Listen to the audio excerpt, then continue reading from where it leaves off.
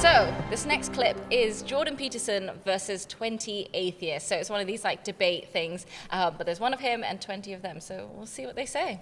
You're a Christian. You say that. I haven't claimed that. Oh, what is this? Is this Christians versus atheists? Don't be a smartass. Either you're a Christian or you're not. Which one is it? You're really quite something, you are. Aren't I? But you're really quite nothing. Right, you're not a Christian. Okay, I'm done with him. This is June 2025. I think the title of the video, which has had 7 million views in the last month, was Christian versus 20 atheists.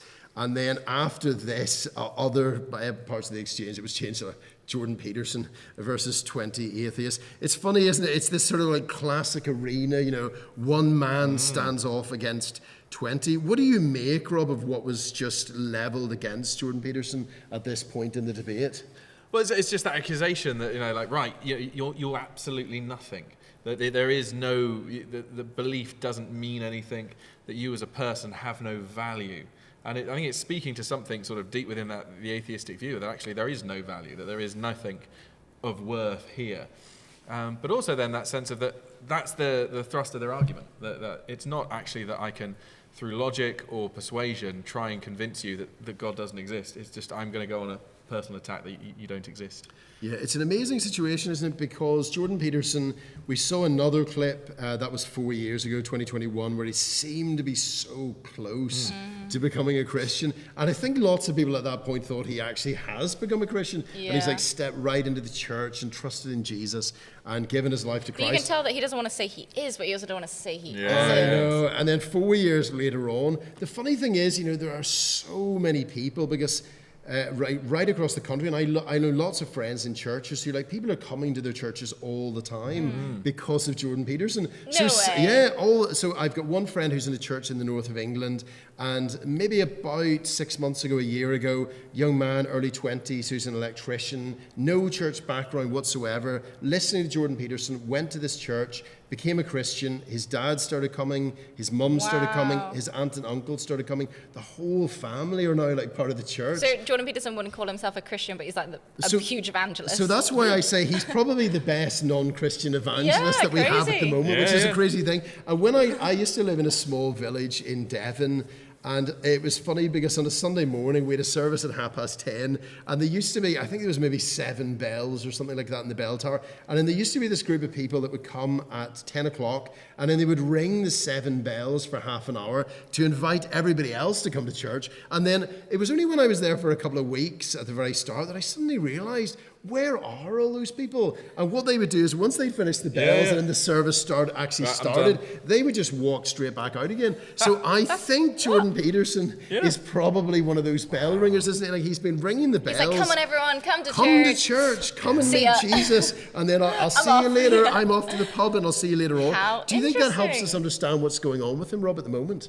Yeah, because I think what he's doing is recognizing that there is something here. And, you know, it's that struggle with actually, he probably doesn't want to give himself that label as a Christian, partly because immediately then people will put him in a box as like, right, so you can't take anything he says seriously. You know, he believes in a deity. What a ridiculous concept. But I think there's that sense that he knows that there is something here.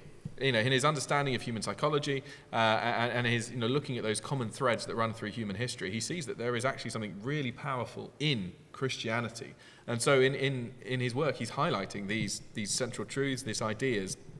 And when people dig into it, they realize actually there is. But what's happening is people are just taking the next logical step that at the moment he's not willing to do. And saying that actually, what happens if I go through those doors? What happens if I do start taking this seriously? And that's the difference. You know, he's sitting there, I don't want to say whether I am or not. Yeah, which is a bizarre place to be at. Yeah. What do you think of this, Karis, just as a form of intellectual exchange? You know, it used to be the mixed martial arts thing. It's one guy, you know, standing off against 20. Yeah. Now, you know, Ben Shapiro does it a lot. Charlie Kirk does it a lot. They're pretty bright people. And now Jordan Peterson's in this setting, you know, standing off against 20 atheists. Do you think that's a good way to actually engage intellectually with people?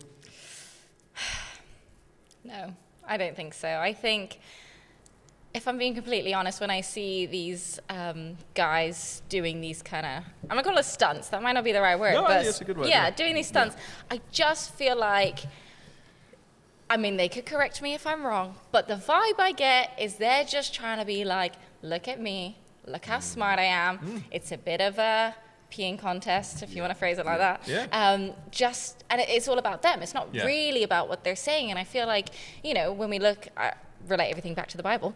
When you look at the Bible and you look at the times where Jesus does have an intellectual conversation with a Pharisee or with somebody that has a question or wants to challenge him, it's not like, hey, let me gather 25 people who are going to argue with me and I'm going to prove them all wrong.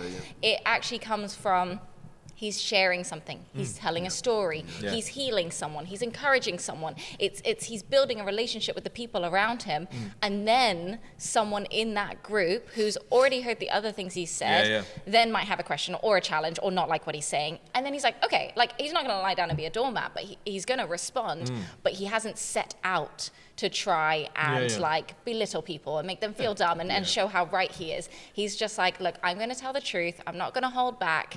My goal isn't to make you feel stupid. My dream is actually that, you hear the truth and that you see the light. Yeah, the irony is that, Jordan Peterson talks so much about psychology and human psychology.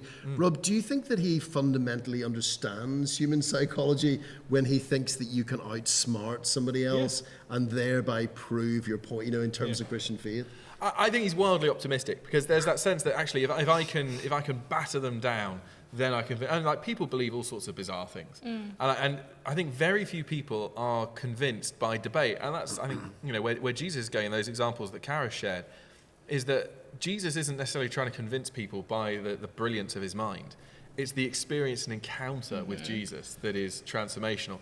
Very few people are going to come to faith because they've been debated into the ground and they've been convinced of some sort of academic or philosophical point. What brings people to faith is the person of Jesus Christ and an encounter with that. I used to go down to Speaker's Corner in London, which is a sort of a famous free speech area. You can't be debated. You can't be arrested for debating there. But it's this sort of long-standing tradition of if you want to talk, that's where you go. Interesting. And there would be these, hordes of people debating and arguing about faith, about politics. And so often people would have like microphones, and what they'd be doing is they wanted to record your argument so that even if they couldn't think of the perfect answer then, they could take it home, listen to it again and get better. But it's literally that, like they're recording it for the purpose of coming back at you. And they say this in every like relationship counseling, everything like that, where they're like, if you want to build a good relationship, like you don't answer, like you don't listen to think of an answer. You listen to learn, you listen to understand. So if you're already going to Speaker's Corner because you're like, there is no chance my mind will be changed. I'm trying to change your mind, rather than like, hey, let's just share some like knowledge and let's just like come to the best conclusion. Yeah, absolutely. No, I know. I used to. It's funny. We all went to Speaker's Corner. I used to go to. Okay, we didn't all go to Speaker's Corner. We didn't all go to Speaker's Corner. Maybe a year or two before you, but and it was fascinating when I used to go down that. There was a particular religious group that would actually pay people, I think it was £50 a day, to come down and then just to hurl abuse at Christian speakers. And you thought, I just don't know how fruitful this really is in terms of actually... Imagine putting that on your LinkedIn. Absolutely. It's like, this is what I was paid to do. I was actually paid £50. Wild. And then what you would sort of find was it was always the same verbal abuse, so you got used to it in the end, because you're like, they've just got a stock of phrases and they're getting paid and they just sort of bring it out day by day. It does remind me, Martin Lloyd-Jones, we have to fly our Welsh flag, the greatest preacher of the last century, certainly in Wales. When he was in London at one point, he was approached, there was a guy knocking around, nobody will have even heard of him anymore, called Dr. Joad, who lived in Oxford. And I guess he was the Richard Dawkins of his day. Okay. And everybody, again, like Christians were getting a little bit nervous and things. They're like, oh, Martin Lloyd-Jones, you're a very clever guy. We need you to debate with him, otherwise everybody's going to stop being Christians. And Martin Lloyd-Jones gave a very full response as to why he wasn't going to do that. And it was so helpful. And he just sort of went through it. He just said, psychologically it doesn't work. You can't outsmart somebody into trusting in Jesus. He's like, Dr. Joad, he's a sinful man. He needs to hear the gospel. He needs to be born again. And if anything, if anybody's going to help Dr. Joad become a Christian, it's going to be like a little child in kids' church. That's way more likely than Martin Lloyd-Jones himself sort of coming along and actually doing that. Rob, do you think there's something in the fact that the title of this video was changed from like Christian versus 20 atheists to Jordan Peterson versus 20 atheists? Is there this feeling like deep down that there's only like one force which is strong enough to really stand up to whether or not it's atheism on one side or whether it's Islam on another side, that there's only like one place of true safety and strength, and that's the Christian church. And then once it became apparent in this debate that Jordan Peterson wasn't actually articulating anything that a Christian would recognize as Christianity, that then like the whole like change of the title gives it all away. Absolutely. I think it's recognizing that, Jordan Peterson wouldn't claim the title of Christian at this point. And I think recognizing that actually, there's nothing, that no human needs to defend what is going on there. Like Charles Spurgeon always had that famous thing. It's like, you need to defend the gospel. No, I need not defend it. I just need to set it free. It's a lion. Yeah. And it's that sense of actually, Christianity has never existed in isolation. Throughout its history, it has always faced alternative views. In the contrast with Judaism, in the contrast with paganism, throughout the last 2,000 years, it's never had a blank slate and an easy. It's always had to defend itself in some sense, and that always comes from the Holy Spirit, from Jesus, from that foundation that actually, if we know what we believe, that stood the test of time. Christians have been explaining what they believe to pagans, to atheists, to people who believe other things throughout its history, and it is only Jesus that can do that, that can actually ultimately stand up and go, I am the beginning and the end. I will come to judge all people, and at that point, the debate isn't going to make much difference. Very good, Robin. Do you think, Karis, in that sense, that in the end, Jordan Peterson, with all his talk of lobsters and their practices over very, very long periods of time, and all his psychological types and categories and all that stuff, is that sufficient and strong enough to stand up to the threats that are like bearing down on Western civilization at the moment? No. I think that's all we need to say on that. That's a good place to finish. I think that's all we need to say. Jordan Peterson has come to the door. He's stepped back, I feel, which is a real sadness. And he's retreating into familiar territory, and it's very boring. But I think it is because he got so close that he maybe freaked out a little bit. I think we got to give him some time. See what happens, watch the space kind of thing. Wouldn't it be awesome if he comes inside? Oh, yeah. But in the meantime, before he comes inside, let's hope he comes inside very soon. In the meantime, can everybody else come inside? Oh, yeah. Sounds like he's inviting a lot of people without even realizing it, so...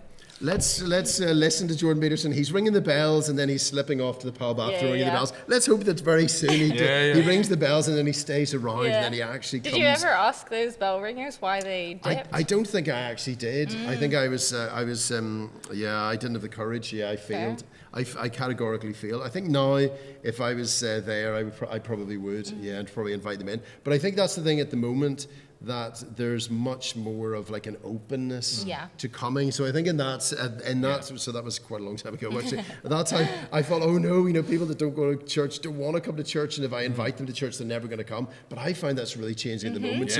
Even though I get nervous sometimes, oh no, I couldn't invite somebody to come, I am finding that people are coming, and when I invite them they're like, oh yeah, I'd really love to come. It's really kind of you to invite me. So I failed one of those guys, but now I'm going to let me try and invite everybody and try and get them to come into church. Do come into church. Maybe you haven't before. Come and meet with Jesus. Jordan Peterson's ringing the bells. He's the best non-Christian evangelist. Well, one of the best that we have at the moment. And we pray that soon he too might come to know Jesus for himself.